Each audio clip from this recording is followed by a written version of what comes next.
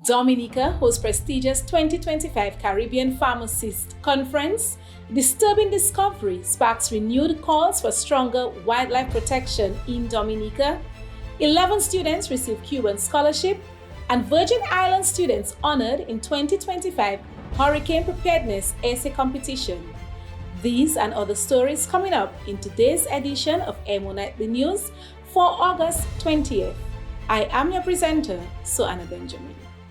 For over 47 years, the National Bank of Dominica Limited has been a cornerstone of our nation's development, standing by our customers at every step. Together, we are shaping a brighter future. We recognize that every journey is different, and we are dedicated to nurturing meaningful relationships. We are here to understand your needs and support your goals. Our personalized services are designed to provide the peace of mind you deserve wherever life takes you. Trust us to be there when it counts, offering solutions that evolve with you. More than just a bank, we're a true partner in your success. From expert financial advice to dedicated customer support, we're always ready to assist, ensuring you have what you need at every turn. Let's build a future that is brighter, stronger, and full of opportunity. With NBD, you have a partner invested in your success today, tomorrow, and always. And first up in local news, the Caribbean Association of Pharmacists, CAP, has officially opened its 2025 annual conference at the State House Conference Room in Roseau. The week-long event, running from August 18th to the 24th, is held under the theme Pharmacy 2025 and Beyond, Achieving Optimal Outcomes and Healthcare Transformation through Accountability, Innovation, and Research. Health Minister Honorable Cassani Laville says hosting the conference in Dominica highlights the island's commitment to advancing regional pharmacy practice and healthcare transformation. CAP President Kalawati Dat Singh adds that the theme reflects the need for research, innovation, and accountability in shaping the future of healthcare across the Caribbean. The conference features keynote sessions, research presentations, training workshops, and an exhibition showcasing new technologies and pharmaceutical services. Delegates will also experience Dominica's culture and hospitality, bringing economic benefits to the island while strengthening professional collaboration in healthcare. Over 50 delegates are expected to attend CAP 2025, marking another milestone for Dominica as a hub for regional healthcare discussions. Under the banner Mind Your Mind, There is No Health Without Mental Health, a public forum was held at the Truth and Grace Global Church on Independence Street. The event featured engaging discussions on mental health and wellness, bringing together a panel of experts. Hear from Shannon John, dental surgeon and youth advocate. My experience with young people is diverse. It's not just limited to the church. It started in church. But I like being around people. I love interacting with people, and I see life as a school. So I learn new things every day through interactions with people. However, we need to start teaching our young ones that strength also means knowing when to ask for help, and that it is in fact okay to ask for help. If we care about the mental health of our youth, we as the wider community need to create safe spaces for them to expose those issues so that we can deal with them properly. Or else we'll have these conversations for the next 10 years without any solutions. Health psychologist Lester Guy emphasized the importance of understanding and addressing mental challenges. Stigma is a big thing. We know that. And I've tried my best through the Ministry of Health to separate people looking at mental illness and just mental health. Because anyhow we look at mental health, the first thing that comes into our mind are mental illnesses. But there's a vast difference between mental health and mental illness. And we have to be aware of that. And until we can get our society to understand that your mental health, how you treat your mental health, will have a big impact as to if you develop a mental illness is something that that needs to be a selling point. So stigma is something that we are really fighting with, and a lot of times people don't seek medical attention because of the stigma attached to mental health. And in addition to this, sometimes when you're on medication, the impact it has on you from a physiological point of view. So we're trying to get persons to understand that we need to start thinking a little beyond that. Former Chief Pharmacist Errol Thomas spoke on the role of accountability and systems in supporting mental wellness. Medicine, we look at medicines, treatment, we involve as pharmacists in procuring the medicines, we involve in formulary developments, all these to ensure that medicines are made available to treat the various mental illnesses. So we've been doing that over decades. And Pastor Dolph Valerie reminded the audience of the spiritual dimension to holistic health. I see my call not just to the spiritual aspect of a person's being, but the entire man. And hence, that is how we can be effective. And that meaning we have to deal with the spirit, the soul, and the body. And as we know that the mind is part of the aspect of man's being that is the soul. The session, moderated by Carlton Lando, was part of the wider Caribbean Association of Pharmacists CAP annual conference hosted in Dominica for the first time. Organizers say the turnout highlighted the growing awareness that mental health is essential to overall well-being. And in other news, Dominica has wrapped up a week of activities in celebration of International Youth Day 2025, highlighting the creativity, resilience, and leadership of the island's young people. Held under the global theme, Local Youth Actions for the SDGs and Beyond, the week-long program showcased the talents and innovation of Dominican youth. In Marigot, an open mic concert featured music, spoken word, and artistic performances. In Roseau, 14 students graduated from a coding camp presenting video games they designed and developed. Meanwhile, 19 participants completed the digital summer camp, gaining skills in Microsoft Office, web design, coding, graphic design, and hardware maintenance. Youth volunteers were also recognized at the Kalinago Barona Ote, where 120 young people received certificates for their service at summer day camps, which impacted over 700 children across Dominica. The Youth Development Division said the celebrations reaffirmed that when the nation invests in young people, it strengthens the very foundation of society.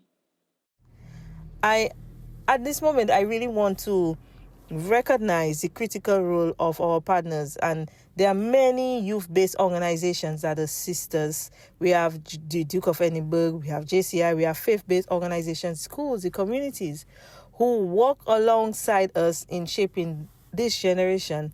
And in fact, like this week, the Duke of Edinburgh Awards they are hosting a regional camp with youth from Antigua and St. Lucia joining the Dominica chapter. And just a week before, Dominica Cadet Corps hosted several troops across the region and commandants. So our young people are doing a lot, and together we must keep building strong bridges of support for our youth. So the Youth Week 2025 may have come to a close, but its message that we are trying to bring across as we reflect on the theme Local Youth Action for SDGs and Beyond, we want us to remember that empowering our youth is about sustaining investment, mentorship, and opportunities every single day. So we have to basically commit to amplify their voices, nurturing their ideas, celebrating their successes, because when the youth rise, obviously Dominica rise with them.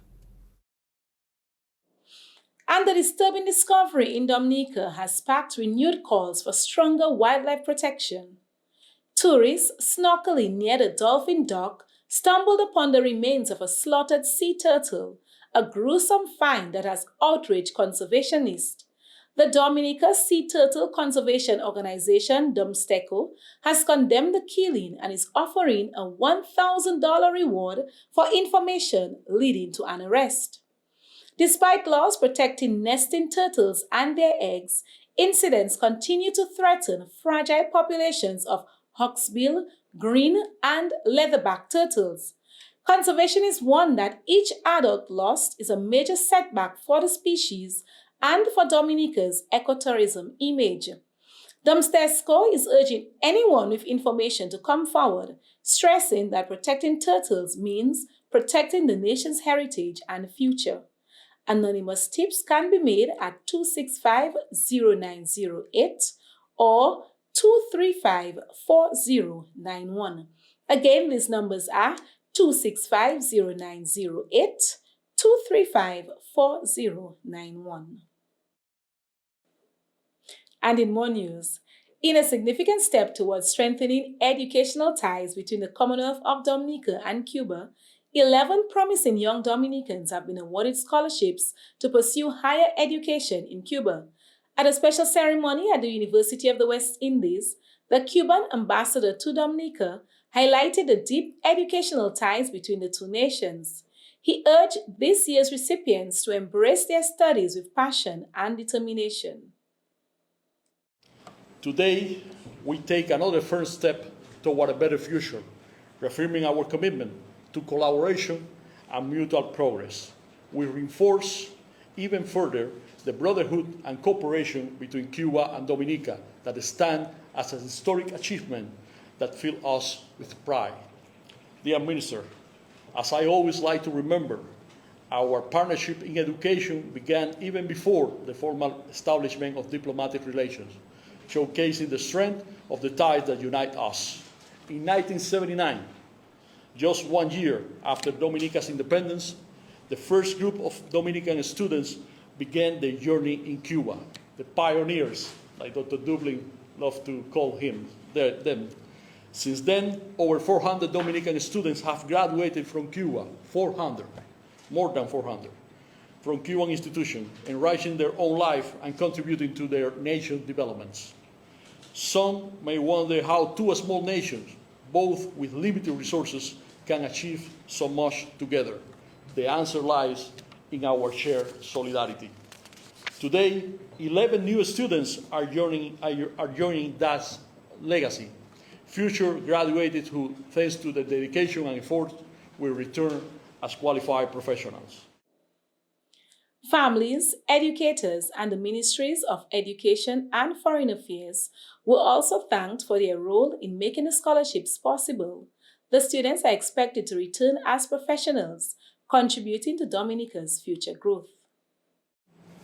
It is truly an honor for me to stand here today and deliver the vote of thanks on behalf of all the scholarship recipients. First and foremost, I would like to express our heartfelt gratitude to the government of the Republic of Cuba and the government of the Commonwealth of Dominica for making this opportunity possible. This scholarship is not only a financial support, but also a vote of confidence in a sincere thank you to the Ministry of Education and especially Mrs. Carbon for spearheading the operation. We extend special thanks to the staff of the Cuban Embassy of the Republic of Cuba in Dominica for their continued guidance and support throughout this process. Ministry officials also expressed gratitude for Cuba's continued support. Staff of the Ministry of Education, staff of the Embassy and Cuban Medical Brigade, representatives of the Dominica-Cuba Friendship Association, scholarship recipients, parents, friends, the media, good morning.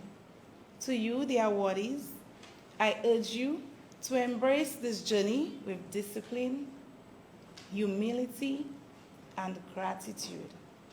Remember that this scholarship is more than a personal achievement. It is a call to service. You are being entrusted with knowledge and skills. Once you have acquired that knowledge and lifelong skill, you must return home to strengthen our communities, uplift our families, yours for sure, and contribute to national development. The Cuban government has pledged to continue offering educational opportunities, reinforcing a partnership that has shaped generations of Dominican professionals. The students will pursue studies in medicine, somatology, veterinary, and medical specialties. This year's recipients join more than 400 Dominicans who have studied in Cuba since the first group left in 1979. And we wish our students well. And in more education news, 2 students from Casibus Primary are set to continue their education at the Casibus Secondary School thanks to prestigious memorial scholarships. Juan Prevo and Jacqueline Charles have been awarded the Janelia Graham Baptist and Ruthina Johnfin Banis Memorial Scholarships for the 2025 to 2029 school term. Speaking about the awards, donor Miss Alex Banis said, "These scholarships honor the legacy of my mother and aunt while supporting the educational journey of deserving students." The scholarships are designed to provide both support and encouragement to the recipients, while keeping alive the legacy of 2 remarkable women whose lives continue to inspire others. And we wish the students who have received these scholarships all the best as they pursue their education. In regional news, students in the United States Virgin Islands are being honored for their creativity and insight in hurricane preparedness. 4 students have been named winners of the 2025 Hurricane Preparedness Essay Competition. In the elementary category, Chastity Pickering won with Pets Are Important Too. For junior high, Patricia Daty captured the prize with Strong Storms, Stronger Youth. At the high school level, Alana Ferris was awarded for The Quiet Storm. And university student Leah Gottlieb took top honors for Assisting Vulnerable Communities During Hurricane Season. Organized by Terry Helenis, the competition encouraged young people to share ideas on readiness, leadership, and protecting vulnerable groups. Winners were selected by a panel of preparedness experts, including Vitima Director Daryl Jashen. 8 students received a hurricane preparedness kit and a cash prize, with recognition to follow at upcoming back-to-school events.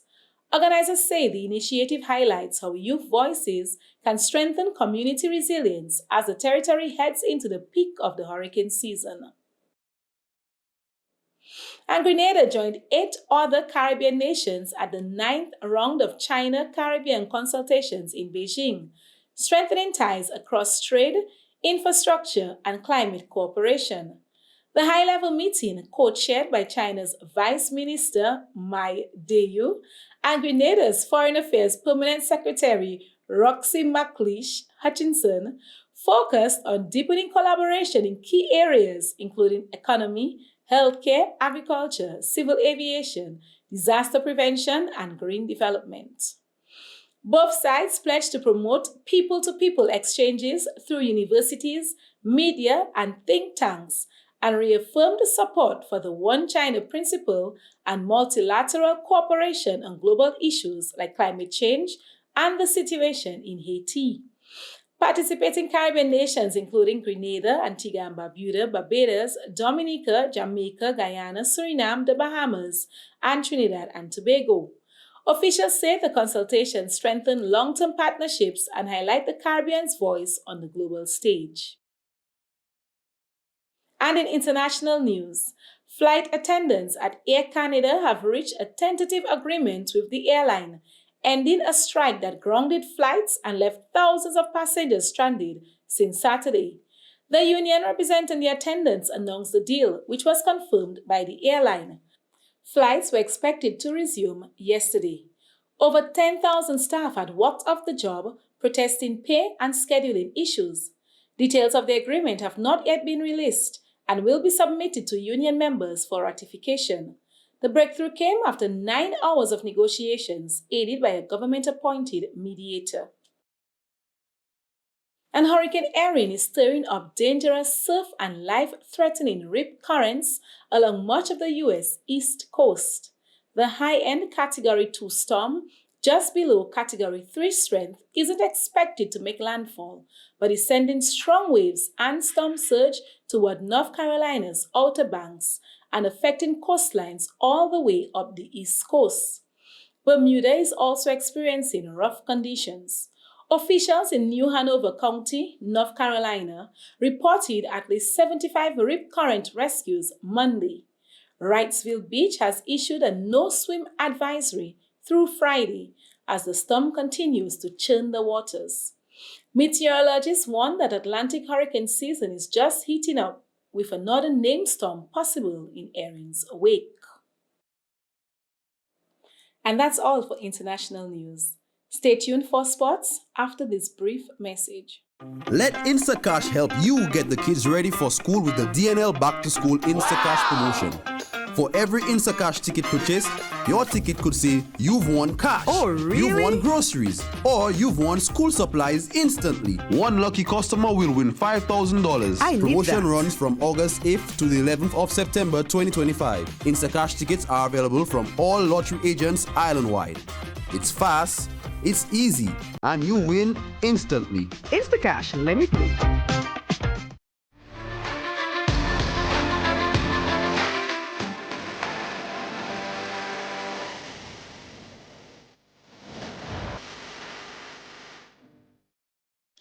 And we start sports news with more news from the Pan Am Games.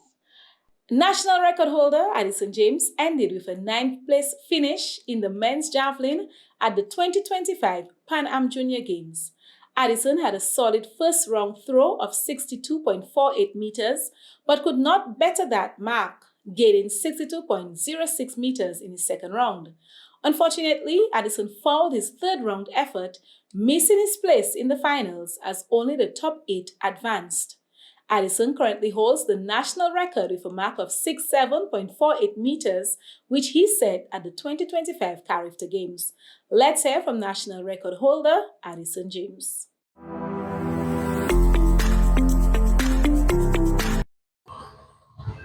All right, Addison, so you just finished the men's javelin.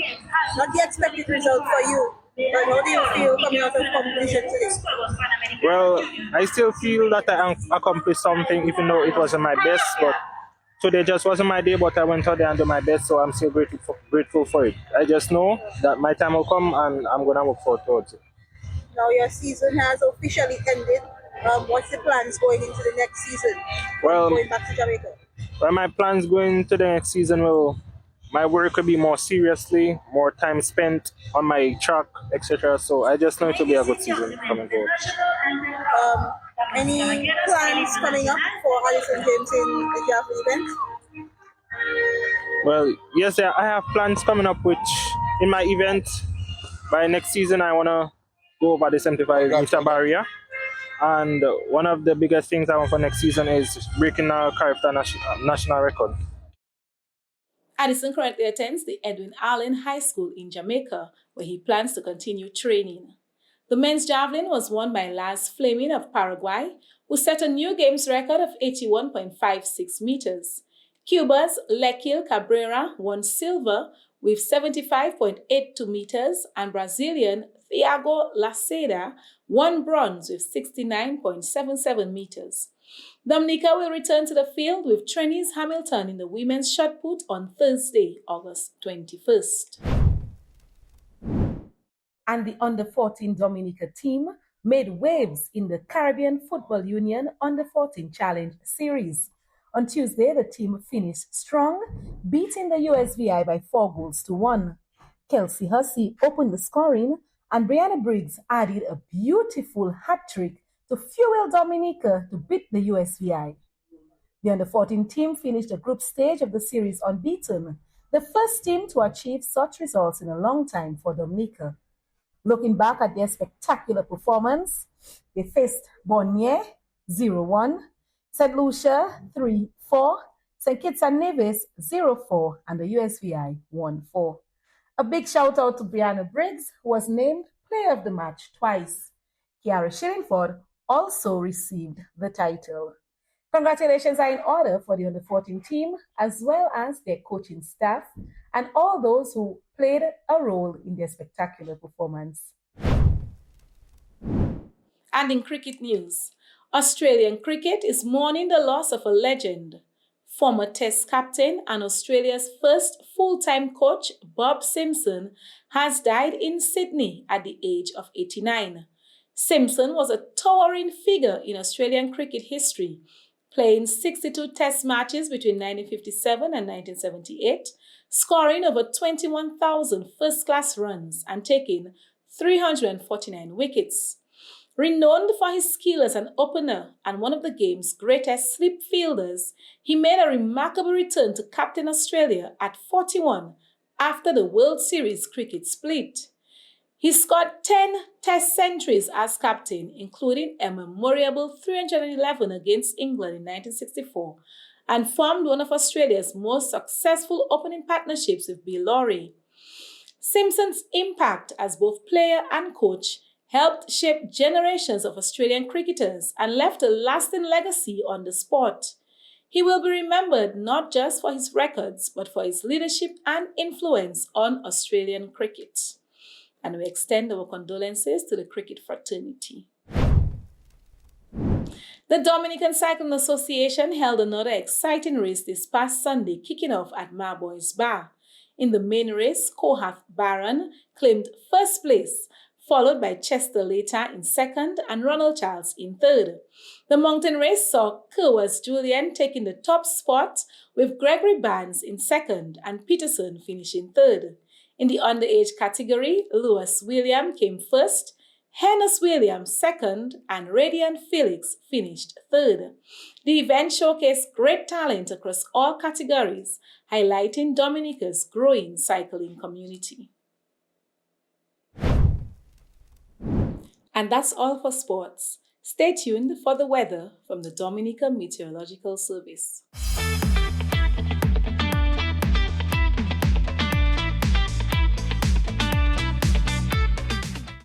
Welcome to the weather broadcast for today, Wednesday, the 20th of August, 2025. From our studios in Jimmy, I'm a presenter, Marshall Alexander. As we take a look at this surface shot analysis with Dominica and the Green Circle, we did have a tropical wave which moved through the region yesterday, Tuesday. However, today, Wednesday, we are looking at two systems out in the Atlantic. This tropical wave here, located just about a little less than 1,000 miles to the east of the region and moving westward. And the second tropical wave here, located over 2,000 miles to the east of the Lesser Antilles, that's in the far eastern Atlantic. This first wave here is expected to approach the area by late Thursday into Friday, and the second wave here expected to approach the area sometime early next week. Now let's look at the projection. Now both systems have a medium chance of development during the next 7 days. And this first system here is projected to move near the northern leewards during late Thursday into Friday.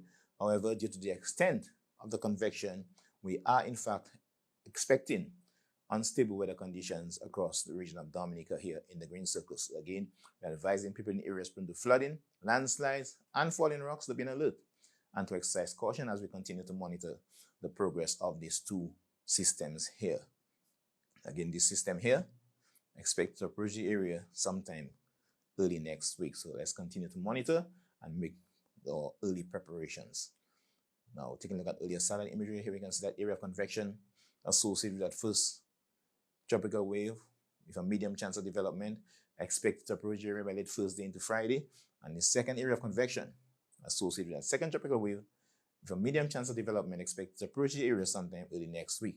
Dominica in the Green Circle with a relatively dry atmosphere observed in the region of Dominica. Now, taking a look at the moisture, then we can see the area of moisture, of intense moisture, some of which can be seen in purple, associated with that first tropical wave as it makes its way westward towards the region of Dominica here in the Green Circle within a relatively dry area. And this area associated with that second tropical wave with some intense moisture as well as it moves westward, expected to approach the area sometime early next week. Now let's take a look at the Saharan dust. Then we can see some Saharan dust in the region of Dominica here as this wave inches closer. Now this is the area of the wave, and we can see that Saharan dust continues to interact with that tropical wave as it moves towards the west. Now, taking a look at satellite imagery, here we can see the movement of clouds associated with that system. So this huge area of cloudiness can be seen as the system moves closer to Dominica. Some patches of low-level clouds ahead of that system here, Dominica, seen here in the green circle within a relatively dry area. And this area is the second area of cloudiness associated with that second tropical wave out in the far eastern Atlantic. Now, taking a closer look, a relatively dry atmosphere can be observed across Dominica today, with some cloudiness being seen towards the central areas of Dominica. Now, Dominica is located at about 15.4 degrees latitude and 61.3 degrees west longitude. That is 15.4 degrees north latitude and 61.3 degrees west longitude. So taking a look at the radar imagery, here we can see that Dominica did experience some isolated showers, some light isolated showers across the island during today, with some moderate showers seen down to the south near the island of Barbados. Now, tonight's weather is expected to be fair to partly cloudy and hazy, breezy at times as well, with a few isolated showers with temperatures down to 25 degrees Celsius on the coast and 24 degrees Celsius in the interior. And tomorrow's weather is expected to be fair to partly cloudy and hazy, and also slightly breezy or occasionally breezy, with a few isolated showers at first, becoming increasingly cloudy with scattered showers and possible isolated thunderstorms by late afternoon into evening. Sea conditions expected to be slight to moderate, with waves peaking up to 1.5 meters or up to 5 feet. High tide tomorrow will be at 2:38 a.m. and 3:56 p.m. and low tide will be at 9:42 a.m. and 8:53 p.m. Again, tomorrow, Thursday, fair to partly cloudy skies at first and slightly hazy conditions, and occasionally breezy as well, can be expected during the earlier part of the day. However, by late afternoon into evening, we expect to see a deterioration in weather conditions due to the approach of that tropical wave. On Friday, conditions are expected to be mostly cloudy to overcast at times, with scattered showers and a chance of isolated thunderstorms. And on Saturday, we expect to see cloudy with showers and possible isolated thunderstorms at first, that's during the morning, becoming partly cloudy with a few scattered showers by afternoon. Some high temperatures are expected during the coming days, especially tomorrow, with temperatures peaking up to 34 degrees Celsius. Winds are expected to be coming from variable directions, becoming up to 35 kilometers per hour or 30 to 35 kilometers per hour, and sea conditions are expected to remain at 5 feet throughout the 3-day period. Sunrise tomorrow will be at 5:51 a.m. and sunset will be at 6:25 p.m. Again, continue to monitor as we're monitoring those two tropical waves in the Atlantic. Follow us on WhatsApp by scanning this QR code here, and also search Dominica Met. Follow us on Instagram and Facebook, and also visit our website at weather.gov.dm for up-to-date weather information. Thank you for joining me. See you next time. Stay safe and continue to monitor and make preparations. And this has been EmoNews for August 20th. I am a presenter, Suanna Benjamin. Thanks for viewing.